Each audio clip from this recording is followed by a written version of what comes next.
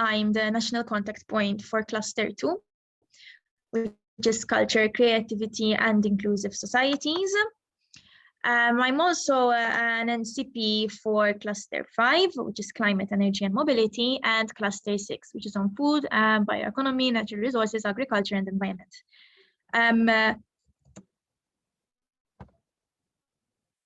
So I welcome you to this webinar, which is the second webinar of the day. This is the PM session. Some housekeeping rules. So the session will be recorded, and obviously the link of the recording will be shared, and as well as the presentation following the event. We also post our recorded webinars on our YouTube channel, so I encourage you to subscribe to our channel as well.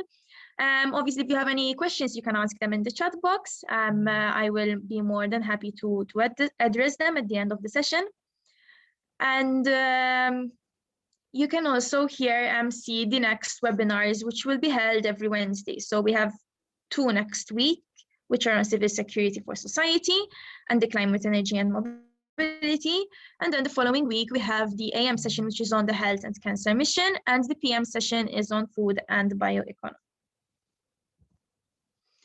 So the agenda for the day, we will be going over the Horizon Europe structure, the participation criteria, the types of actions and funding rates.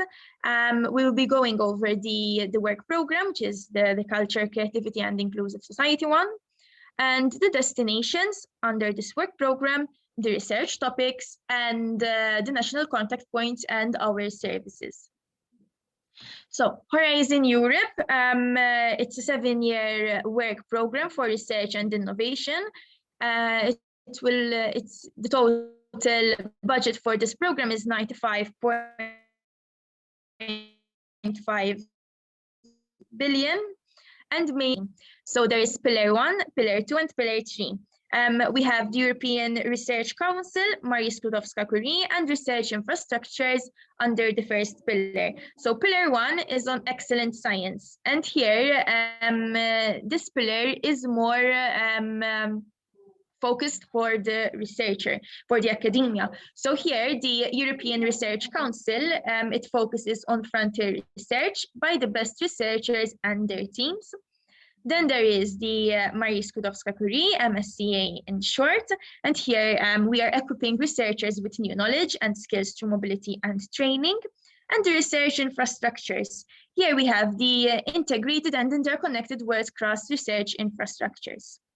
We move on to the second pillar. The second pillar are the global challenges and European industrial competitiveness. And here we have a number of clusters. So there are a total of 6 clusters. There's health, culture, creativity, and inclusive society, which is the second cluster that we will be speaking about today. Civil security for society, digital industry and space, climate, energy and mobility, food, bioeconomy, natural resources, agriculture, and environment. And there's also the Joint Research Center.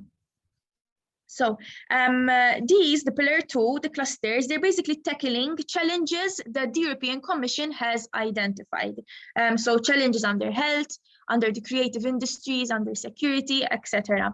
Here, the clusters work under calls for proposals. And obviously, you apply with your project idea, and you will be selected for funding according to how much you score. Okay, then there's the Pillar 3. So the previous pillar, Pillar 2, is more on collaborative research. Pillar 3, it focuses on the SME. So here we have Pillar 3 on Innovative Europe.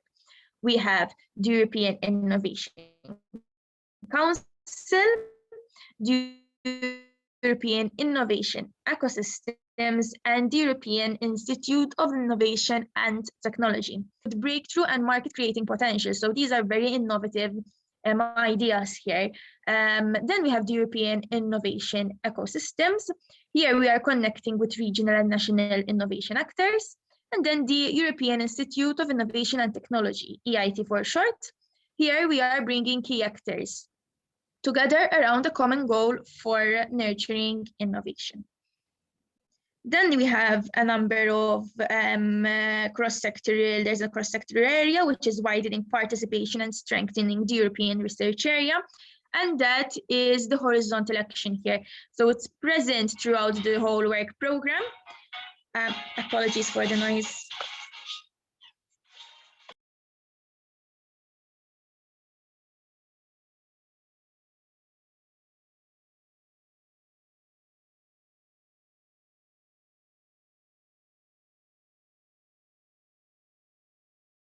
Apologies for that. So we were focusing on the widening participation and strengthening the European research area. And here we want to encourage more the participation for the lower performing countries in Horizon Europe. Here there are basically other instruments which help us help widening countries increase their participation rate. Moving on to the participation criteria. So there are 3 legal entities from 3 different member states or associated countries, with at least one of them established in a member state. Okay, so there's going to be a list published as well soon on the updated associated countries. The UK is now going to be an associated country, and therefore they can benefit from the program as well. And obviously, the consortium must be made up with at least one of them being an established member state. So at least one of them has to be obviously part of the EU. Then you may bring obviously any partners from any country, but the way that they are funded obviously depends. You can always ask us for some specific countries, what their eligibility criteria is, how they can be funded, if they need to allocate funds from national funds or they can get funds from the EU. So if they're not a member state or an associated country, they have separate participation criteria. So as from 2022, gender equality plans will be an eligibility criteria for public bodies, research organizations, and higher education institutions. This will be from 2022. So for the time being, 2021 is a transition period. And 2022 will, there you have to kind of have this gender equality plan. Always obviously check the Horizon Europe General Annexes, and there you will find the updated list of the associated countries. There are the types of actions and funding rates. There are 3 main types of actions: the research and innovation action, the innovation actions, and the coordination and support actions. So the actions here are here under the research and innovation actions, the funding rate is 100% for both profit-making entities and non-profit-making entities. The minimum consortium should be made up of at least 3, and the technological readiness level should be from a scale of 1 to 5. What do we mean by technological readiness level? In short, it's TRL, it's found here. And by TRL, we mean project maturity, okay? So TRL 1 would be the basic idea, up to TRL 8, 9, where there your product would be deployed into the market. So here, actions will establish new knowledge or develop new technologies or solutions. Here it is more research intensive. We move on to the innovation actions. So here, actions here, they demonstrate the viability of new technologies and solutions or support their first deployment in the market. The EU funding rate here is a bit different. So here is the exception. Profit-making entities will be 70% funded, and non-profit-making entities will always be 100% funded. The minimum beneficiaries, the minimum consortium here is 3. And we see that the TRL is higher here. So actions, they are expected to fall between TRL 5 and TRL 8. TRL 5 being basically having a prototype in hand, and up to TRL 8 here we are close to deploying the final item into the market, okay? Then we go on the coordinated and support actions. So here we do not have a TRL. Here the projects, they are more focused on improving skills, policy, networking, knowledge sharing. So here the actions, they improve skills and they mobilize large scale investments or facilitate EU policy implementation. The EU funding rate is 100% for everyone, so for both profit-making entities and non-profit making entities. Here we have a 25% for indirect costs for all actions. So that would be added, okay? The minimum beneficiary for the CSA is at least one, but this all depends on the call text. So when you see a coordination and support action as a project, we will see this when I show you an example of a topic. When it's a CSA, here you can participate as a mono beneficiary, but this all depends on the text. In principle, you can, but if the text suggests that you need to work with a number of countries to achieve a certain EU roadmap, for example, then definitely if the text suggests that you need to cooperate with other partners, you do that. Here is a video I would like to show you on the Horizon Europe novelties. There are a total of 5 main novelties, and this video clearly explains it in a fun way.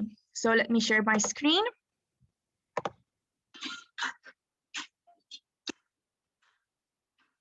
There are 5 novelties.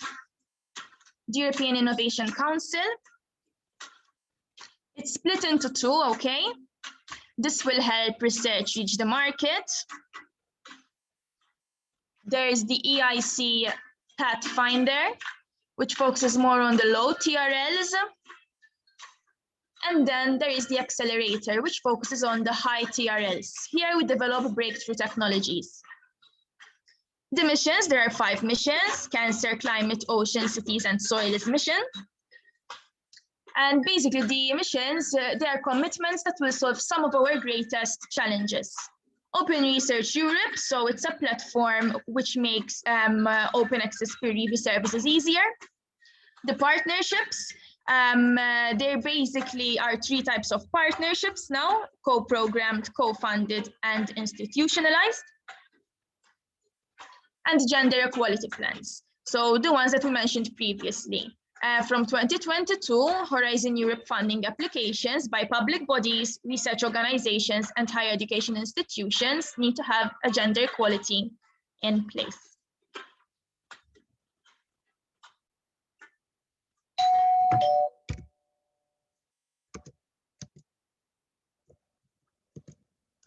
We resume the presentation.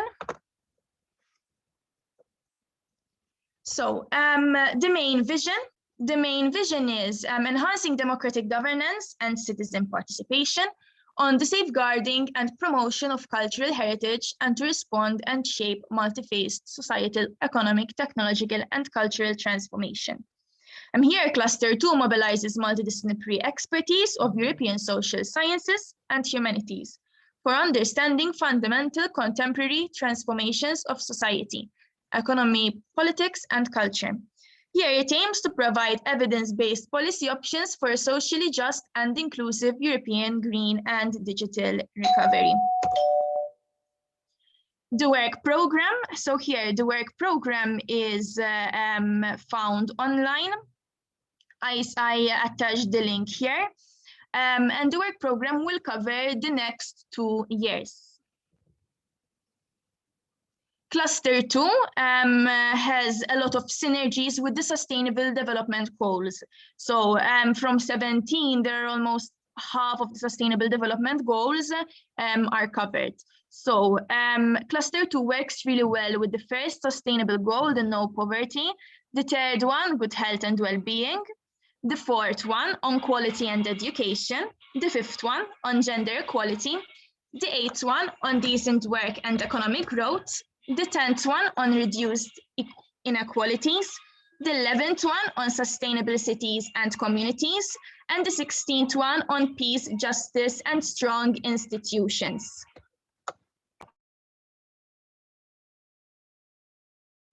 The 3 destinations in the work program, the first one is innovative research on democracy and governance. So protecting and nurturing democracies and reshaping democracies. Those are the 2 calls under the first destination. The second destination is on innovative research on the European cultural heritage and cultural and creative industries.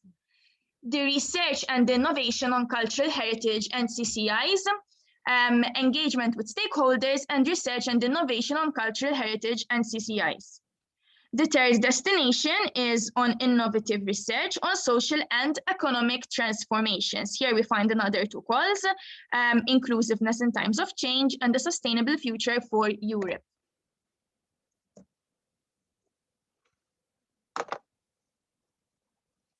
Overview of the three destinations. So the first destination is on innovative research on democracy and governance.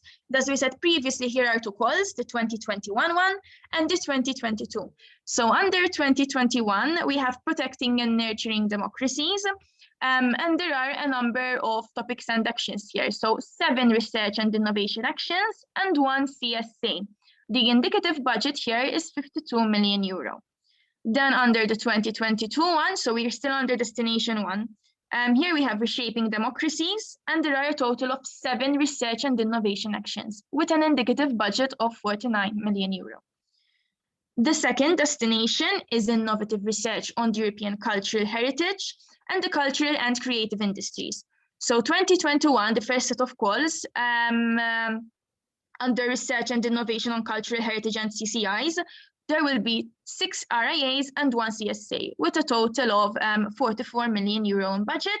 And exactly the next year, there will be another 6 research and innovation actions and 1 CSA with the same amount of budget. Going over for the third destination, innovative research on social and economic transformations. So 2021, the 2021 call has 7 research and innovation actions and 1 CSA with a total of 51 million euro. 2022, we have another set of calls, and here we have the biggest budget, so a total of 8 research and innovation actions with a total of 55.5 million euro. Then there are some other actions which are not subject to calls for proposals, but we might as well mention them. 2022, there will be some presidency conferences under this section, and there are the expert contracts, okay, for the evaluators. So the first destination, so this destination was inspired from the Freedom of the World report, which stated that current democracies across the globe are in a crisis. Here, the expected impact is to improve the accountability, transparency, effectiveness, and trustworthiness of the rule of law, the expansion of active and inclusive citizenship, strengthening and modernization of democratic governance, enhancing the transparency, effectiveness, accountability, and legitimacy of public policy making. So here, activities will protect liberties and the rule of law. Activities will also shield democracy from multidimensional threats, and they will aim to expand political participation, social dialogue, and social inclusion. So this is just basically a pie chart indicating the distribution of the types of actions. So 7 RIAs and 1 CSA. It is good to mention that under cluster 2, there are no innovation actions. So everyone here is 100% funded. We have all the topics listed here under destination 1, the first call. Okay, so this is under 2021. We have the first topic on representative democracy in flux, the impact of inequalities on democracy, the future of liberal democracy in Europe, economic models and modern democracies, feminisms for a new age of democracy, democratic politics in the EU's neighborhood, politics and governance in a post-pandemic world, and the last one is basically a network for the national contact points. The second call in 2022 here, the first topic is on AI, big data and democracy. So I wanted to mention that this morning we had another session on another cluster, okay? And it was mentioned that do not stick to a certain idea of a cluster. So if you work on climate, you're going to say, okay, then I will definitely find opportunities under cluster 5 for climate. Sometimes there are these elements into other clusters. So here, even though the cluster is on culture, creativity, democracy, governance, etc. Here we see as well the role of AI and big data.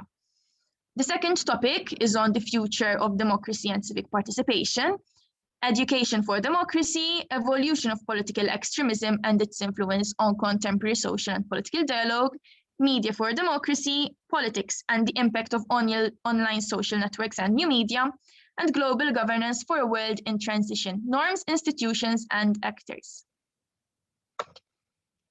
Moving on to destination 2. And here we have a number of expected impacts. And here we also see another element of digital and cutting-edge technologies. We want an active and sustainable engagement with stakeholders, social innovators, and citizens. And here the activities, we want to promote better access and engagement with cultural heritage and improve its protection, enhancement, and restoration. Recent studies have showed that the culture and creative industries, they suffered the most from COVID. And this call will definitely boost and help institutions which fall under the culture and creative industry to recover a bit from the impacts of COVID. So here, the research and innovation will support sustainable growth and job creation through the cultural and creative industries and contribute to integrate them into the European industrial policy, as they can be a driver for innovation and competitiveness. We also want to provide even training and education activities for targeted groups of users or stakeholders under this very same destination. We have the same scenario here, so the majority are research and innovation actions, and only 2 coordination and support actions, and the total indicative budget is 88 million euro. It is good to understand the definition of cultural and creative industries before jumping into the topics. So the Commission provided a clear definition of what cultural and creative industries are. And basically, they are industries producing and distributing goods or services, which at the time they are developed and are considered to have a specific attribute, use, or purpose, which embodies or conveys cultural expressions, irrespective of the commercial value they may have. Besides the traditional arts sectors, so the performing arts, dance, visual arts, cultural heritage, they include film, DVD, video, music, books, press, etc. So this cluster, it gives a lot of room for participation. The creative industries, so here, these are the industries which use culture as an input rather than culture pace per se, where we see in this area.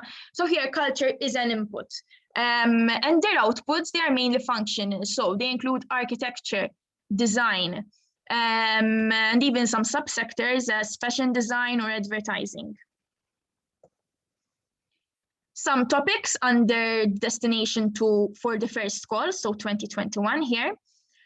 We have green technologies and materials for cultural heritage, effects of climate change and natural heritage on cultural heritage and remediation, new ways of participatory management and sustainable financing of museums and other cultural institutions, games and culture shaping our society, coordination of European cultural heritage research and innovation among member states, cultural and creative industries as a driver of innovation and competitiveness, and preserving and enhancing cultural heritage with advanced digital technologies. Again, here we see a huge element of digital technologies. The second call, which will open in 2022, we have another number of topics here. So starting with safeguarding endangered languages in Europe, Europe's cultural heritage and arts, promoting our values at home and abroad, the role of perceptions formed by traditions, values, and beliefs in shaping European societies and politics in the 21st century, traditional crafts for the future, a new approach towards a competitive, fair, and sustainable European music ecosystem, and increase the potential of the international competition of the European filmmaking industry and the protection of artifacts and cultural goods from anthropogenic threats. Moving on to destination 3. So here we have the transformations destination, and this is the last destination. So as you might appreciate, cluster 2 is the smallest out of all the clusters in terms of budget and both destinations. So here the expected impact is to strengthen social and economic resilience. Here we have to address inequalities, and we also want to create evidence-based policies. We want to protect and enhance employment. We want to equip even the older generation with digital skills here, EU migration and mobility policies. And as well, we want to respond to the socio-economic challenges due to the COVID-19 pandemic. The COVID-19 pandemic the element is present throughout all of the 3 destinations. In terms of budget, it's 106.5 million euro, and similarly as the previous 2, the majority, they are research and innovation actions, and here there is only 1 CSA.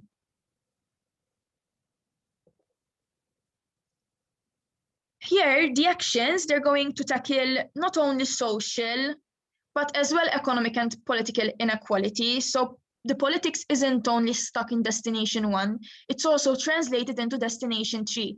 Here we want to support human capital development and also contribute to a comprehensive European strategy for inclusive growth. A number of topics present here as well. So we have return and readmission of irregular migrants in the EU. There are a lot of topics targeting migration under this destination.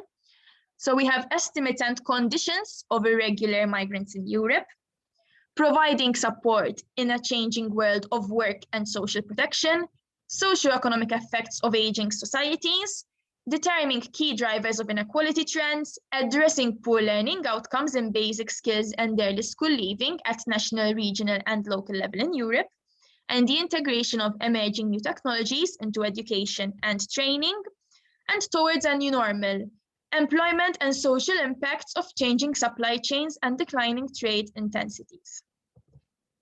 Second call for 22, and the last call that I will be presenting now. Here we have another number of topics concerning migration and some gender as well. The first one is on public policies and indicators for social well-being and sustainable development, the impact of spatial mobility on European demographic, society, welfare system, and labor market, conditions of irregular migrants in Europe, decision-making processes of aspiring migrants, gender and social, economic, and cultural empowerment, inclusive labor market with regards to disability and health, age, gender, language, racial or ethnic origin, sexual orientation, civil and family status, and religious belonging and its impact on inequalities. Conditions for the successful development of skills matched to needs, and strengthening racial, ethnic, and religious equity. Here we have the deadlines for all the topics per destinations and per call. So destination 1, when I mean call 1, it's the 2021 one. So the call 1 is on the 1st of September, and the deadline for call 2 is on the 20th of April, 2022. The destination to call, similarly, it's on the 1st of September, 2021. And the second call is on the 15th of July, 2021. And the third call is on the 20th of April, 2022. And destination 3, the first call will be the deadline on the 1st September, 2021. And the second call will be on the 20th of April, 2022. Identifying topics. So currently we have just the work document in hand, but the portal will be launched soon, beginning of May. And it is very easy to find a topic. You just go on the funding and tenders portal, and you you type in the keyword. So if you're interested in culture, okay, you write culture, and the number of topics will be listed. If you, as we saw an example previously, even if you write artificial intelligence, the majority of the topics will probably from the cluster of the digital cluster. But you saw that even in cluster 2, there are a lot of topics which they involve AI and new technologies, etc. So you might even find some opportunities from other clusters. You can also work as an expert on the funding and tenders portal as well. So you can register under the work as an expert button. But for the time being, you can look at the work programs and obviously check them out, and you can see which area interests you the most. So I picked a topic from Destination 1 so we can identify it and look at it together and actually look at it step by step. Okay, so here the topic I chose is from Destination 1. If you remember, I mentioned the topic on the feminisms for a new age of democracy. So we start with the title. So Horizon CL2, so that is already cluster 2. The second part, it shows 2021, that is the deadline, okay? Democracy and 01, so that is Destination 1, and then 03 is the third topic, okay, under the destination. It's called Feminisms for a New Age of Democracy. And the first thing you have to notice is that the EU is requesting that you provide that when you write in your proposal, you request between 2 to 3 million euro. But the indicative budget is 10 million euro. So the EU has dedicated 10 million euro to address this challenge on feminisms for a new age of democracy. Therefore, we understand that around 3 to 5 projects are going to be funded.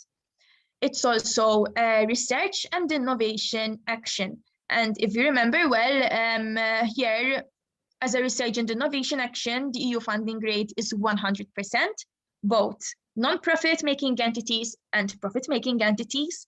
And here, the activities should fall between the TRL, kind of on a lower end of the TRL, okay? We aren't expecting high technological readiness level, okay? Here, the activities, they are aiming to establish new knowledge and the feasibility of a new or improved technology or product or service or a solution. This includes basic and applied research. So I listed the topic title as a kind of to remind us. So it's called Feminisms for a New Age of Democracy. The first thing you're going to see is the expected outcome right after the specific conditions. Okay, so here the expected outcome. I noticed that under cluster 2, the expected outcome isn't really a huge list of bullet points. And here we are, the commission is basically feeding you and it's telling you what we expect out of you. Now, I selected some keywords in order to help us think outside the box as well. Obviously, I will share the slides, but these are basically the first things that come to mind when you see such a text. So definitely we have to promote gender equality. So our project has to promote gender equality through what? So the text, it already tells you what you have to do. You have to promote gender equality through policy recommendations, tools, and solutions for civil society organizations and other stakeholders. So that is open. Okay, what do I mean by other stakeholders? It's in your hands, okay? And you have to identify these other stakeholders, which are obviously they are relevant to your project idea and that they make sense, okay? So maybe NGOs, youth organizations, private sectors, local councils, citizen engagement, etc.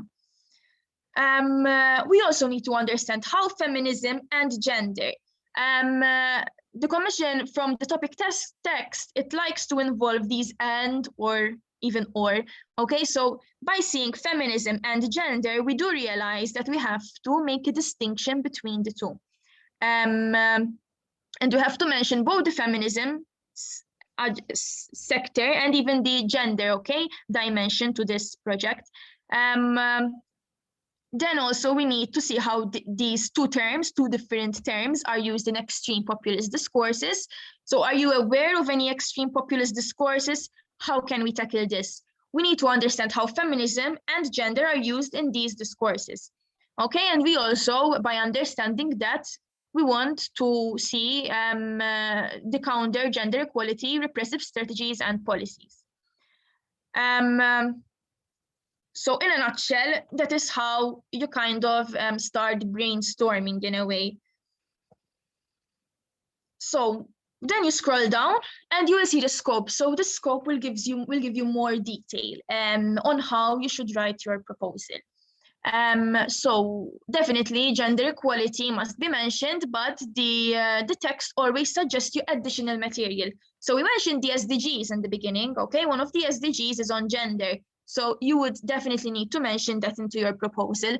We also mentioned the gender equality plans. So even though it's a requirement for 2022, I would personally suggest that everyone who's going to participate in this type of topic, which is focusing on gender and feminism, to have a gender equality in place. Even though it's not a requirement in 2021, I think it's only appropriate that you would have it.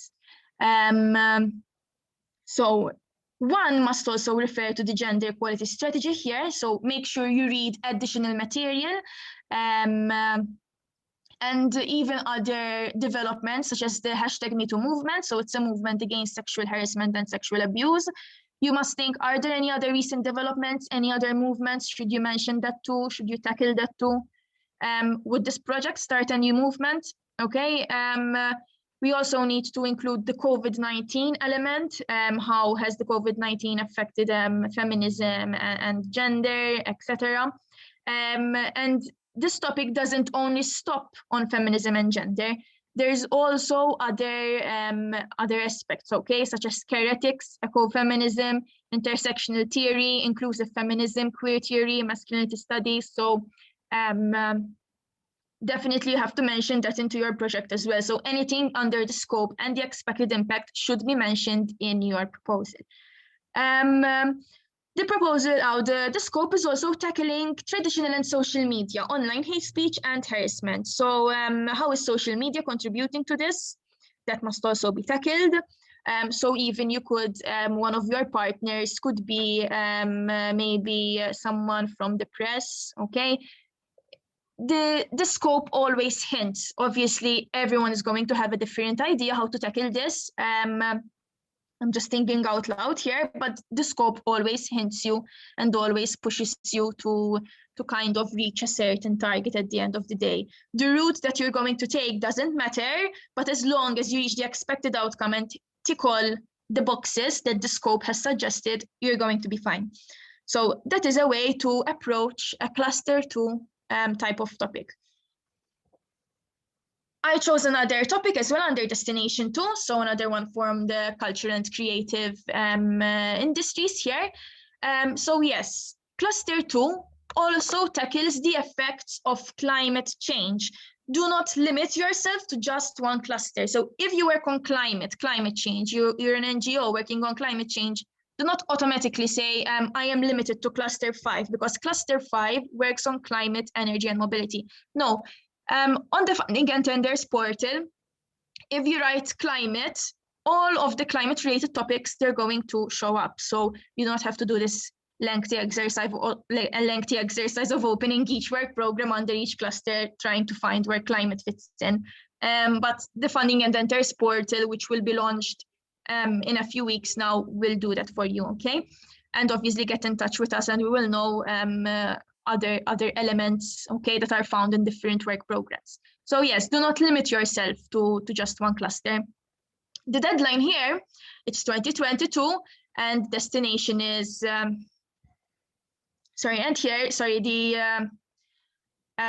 are focusing on the 8th topic.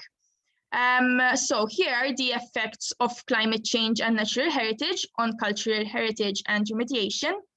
And the topic here is the indicative budget is 12 million euro, and it's a research and innovation action. So again, the technological readiness level should be on the lower side, okay? We see that there's 12 million, 3 to 4 per project. So we know that around 2 to 4 projects will be funded. Your chance of getting funded is high here as well. The expected outcome. So similarly, like the other topic, we will see an expected outcome here, okay? So there are projects. These projects should contribute to safeguarding and protecting Europe's cultural heritage from climate change and natural heritage. This is quite open, this topic as well. So you can tackle cultural heritage on rural and remote areas, coastal and maritime cultural landscapes, and even underwater heritage. So this call also does not only tackle climate change effects, but also natural hazards, disaster risks, and pollutants. Make sure to read the text truly, okay? And always identify if maybe there is another thing that you can tackle through your proposal. The call is open for you to identify anything which is classified under cultural heritage, okay? Located in both rural, underwater, marine, etc. So this is the scope as well. Here we see some other additional information. Here we see that the scope is providing more detail.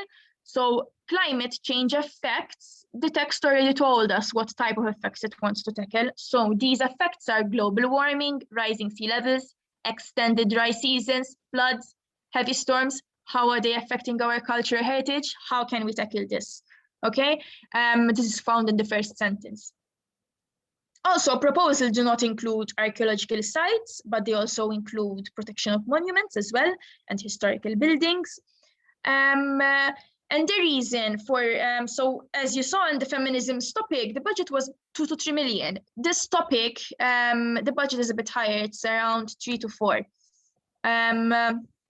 Reason being, the Commission even provided clarification on this, that the higher budget was because this type of topic would need more money. There is more budget allocated here because it will require the purchase of expensive materials, etc. Or actually research, okay? So maybe you are tackling erosion on a specific monument. So there you would need specific tools to kind of understand how you can tackle that erosion. Also, proposals here can consider cooperation with European neighborhood countries, so you can involve them as long as they are relevant to your proposals, and they will increase the impact of your project. The last paragraph is dedicated to involving the citizens. So we want to include that element of citizen science. We want to include young people, and we want to encourage the citizens' scientific literacy, raise awareness, etc. So the text, it really does help you in order to kind of evolve your proposal idea. If you are interested in coordinating, the Malta Council for Science and Technology has a €5,000 grant, which is called the IPAS Plus. And here, Maltese entities that are intending to submit a Horizon Europe proposals as coordinators, they will get this 5,000 grant. So they will engage a service provider, so an expert, which will support them in the application through proposal writing and submission. To apply for this, the call will open on the 3rd of May, and the deadline will be on the 4th of June, 2021. There will be, so this one you can apply for it, and you do not need to immediately hire your service provider as well. So do not think that on the 4th of June, obviously, after you get notified that you're granted, do not think that the next day you have to find immediately an expert. There is also some time for you to kind of use this grant. So this is our team. Me being the cluster 2, 5, and 6 NCP, and then there is no wrong door approach. So if you come up with an idea or just you have some questions, we will always direct you to the right person. We will answer the questions ourselves as well. We also provide a number of services such as pre-proposal checks. We also do webinars, we also do workshops, one-to-one meetings, and anything that you ask of us, really. Our general email account is horizon.malta@gov.mt. Then we have our Facebook, LinkedIn, YouTube, and Twitter. We are very active on those platforms, and as well as our newsletter. So we will also share networking events. Now everything is being held online. So we will share current online events as well with you for you to find partners if you want to participate in a consortium. We can also help you find a consortium. So if you do not want to coordinate, there is still room for participation. You can be a beneficiary, you can be a partner. So you do not have to write the proposal. Okay, a coordinator is the person that writes the proposal and submits it. If you're going to be a beneficiary, you do not need to do that big task. So we can also help you share your profile and find you a consortium, a team for you to join and participate in a Horizon. Well, I'm not sure if there are any questions in the chat.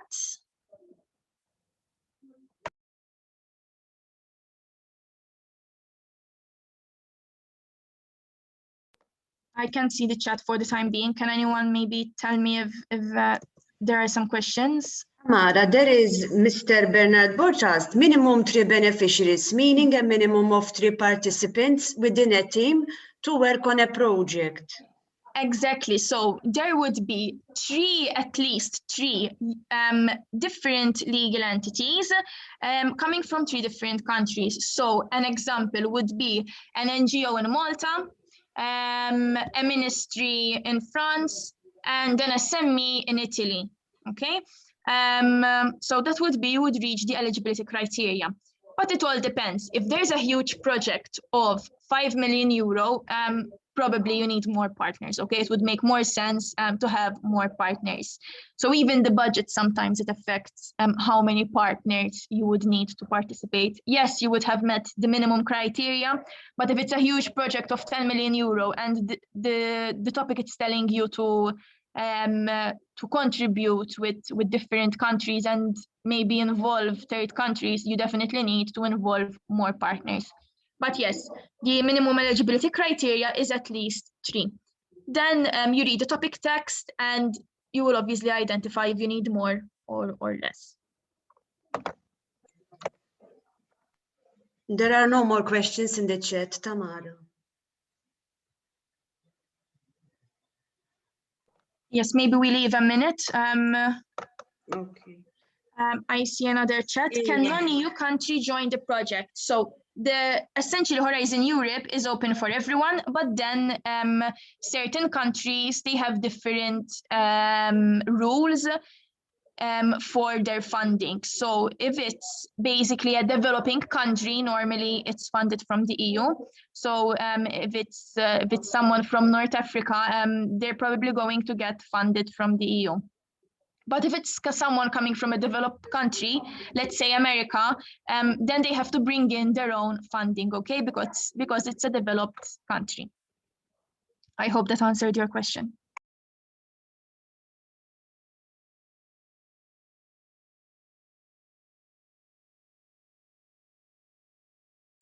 So how are the coordinators or service providers appointed to support applicants accordingly?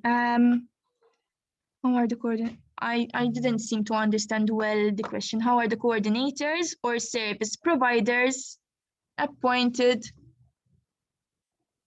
to support applicants? Can you maybe provide some more clarification in what sense the coordinators? Hi, Tamara, is it okay if I unmute myself? Okay, great. Hi, pleased to meet you. Pleased to meet you, same here. First of all, very insightful, thank you very much. Thank you. So I would like to kindly ask so to see if I understood well. One of the last slides where you mentioned if you are interested in coordinating, there's a section to see if I'm understanding well. There's a section where it says practically there will be opportunities for Maltese entities intending to submit a horizontal proposal as the coordinator of a consortium to engage a service provider or foreign. So may you please, can you re-explain exactly what does this mean? Because it's interesting to know Okay. how it is. So a coordinator is someone that will lead the proposal, that will lead the project.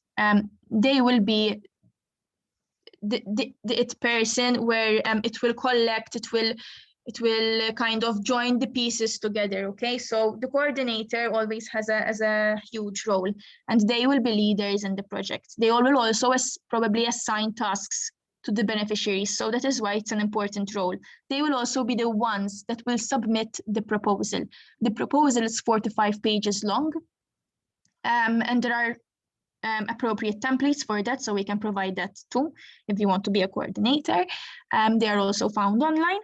And this grant of the IPAS Plus, we want to, as the Malta Council for Science and Technologies, we want to have more Maltese coordinators. So we decided to give this €5,000 grant for you to hire, okay, a service provider, an expert person that will help you in the writing of your proposal and submissions. So they will provide tips, they will help you in the writing.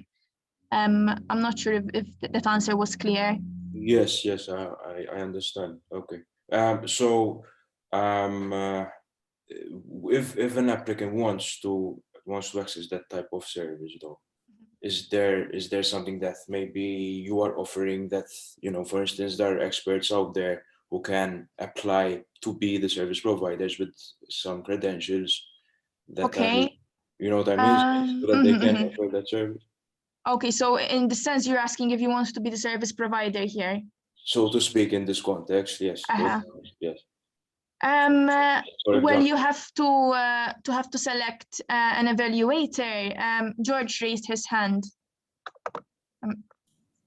Maybe I can contribute to the question here.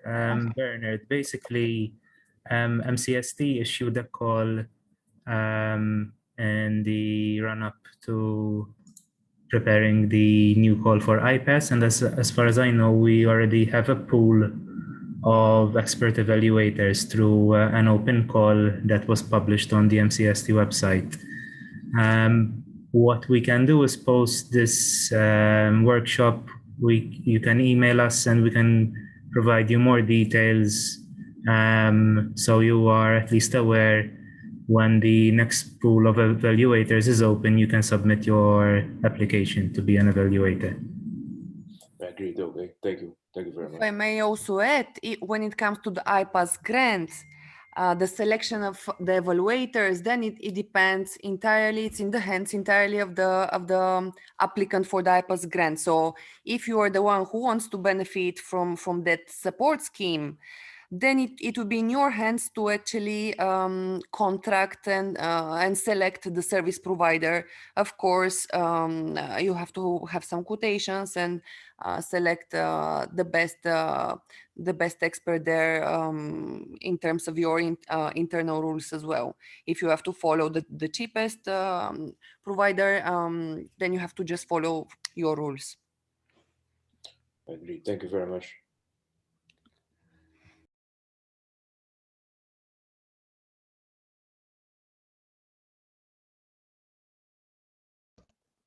Any other questions?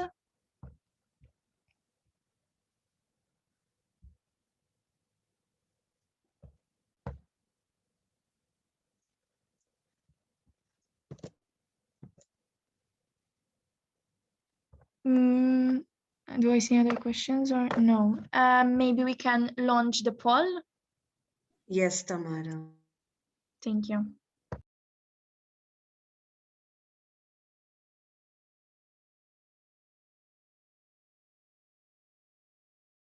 Can you see it, Tom?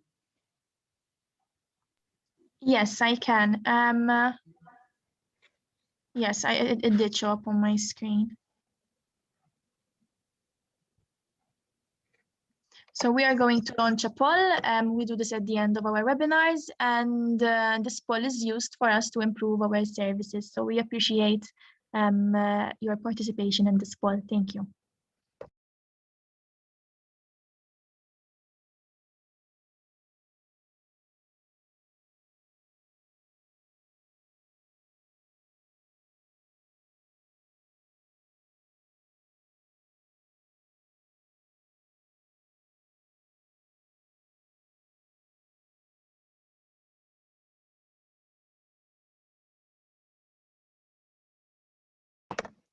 while we're here, I'd like to remind you to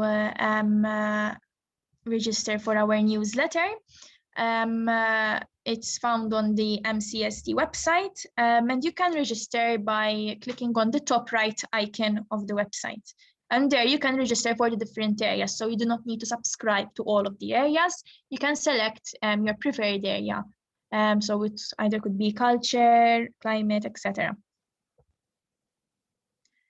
You can also find this recorded webinar on our YouTube channel.